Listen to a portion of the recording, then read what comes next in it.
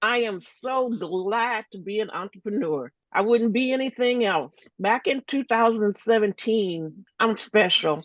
Anything that's going to happen is going to happen to me. And in 2017, was diagnosed with cancer, a non-curable cancer. Like I said, I'm special. And it's treatable, but it's not curable. So I figured, hey, a couple little chemotherapy, a little bit of radiation, and I'd be good to go. Well, it's now 2024 and I'm still going. I don't think that it was bad luck that I got this disease, but I do believe that if I had not been an entrepreneur, I would not have been able to see my way through it. Resilience is for entrepreneurs refers to the recovery, dealing with setbacks, dealing with having a positive attitude, staying motivated. Oh, that can be real hard when you don't feel like it and you're laying in bed and it's just difficult.